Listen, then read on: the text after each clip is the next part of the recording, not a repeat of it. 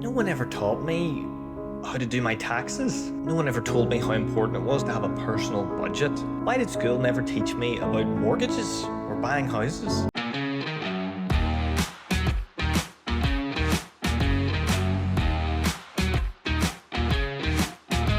These are just some of the phrases that are used to poke holes in our educational system. When we think back to our education, some of us that was just school, some of us proceeded on to university, fewer still went into postgraduate education. But there's one thing that we can all agree on: most of the stuff we learned during our educational journey, we've never used since.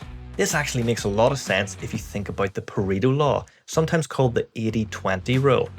This is a rule that states that 80% of results come from just 20% of the efforts, and it can be applied to things like business, economics, but education as well. For example, 80% of revenue comes from just 20% of customers. 80% of publications come from just 20% of academics. Same applies to education.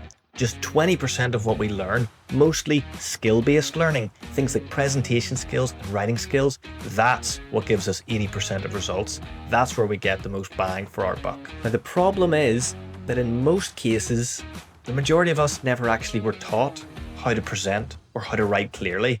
For most of us, we were taught how to spell in school and maybe a little bit of the rules of grammar, but not much else. Now, this is when you start to hear those phrases like, well, nobody ever taught me.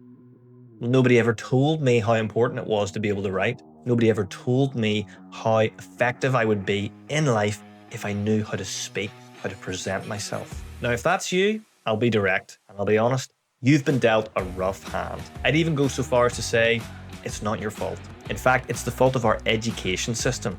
School and university, they don't tell you how important it is to learn how to write clearly and present your ideas and your thoughts. Even worse, they make no attempt at teaching you these skills. And what do you have to do the minute you get out of education? You need to get a job. And how do we get a job? Well, the first step is normally to write a CV. And if you write it well enough, you'll be invited to an interview. And at that point, you will normally have to do a presentation, or at the very least, present yourself and your ideas and your skills in a positive way. Now, for the majority of us already in the workforce, most of our day is spent either writing, speaking, or presenting in some form. We understand that these skills go far beyond just getting a job. Numerous times a day, maybe it's a meeting, somebody points to us and says, well, what do you think? Most undergraduate students I know would shrivel in terror if this happened to them, because they haven't cultivated those skills. Now, although I said it's not your fault, it is your responsibility to develop these skills now that you know how important they are. Now, this is where we get the big split. There are two groups of people out there.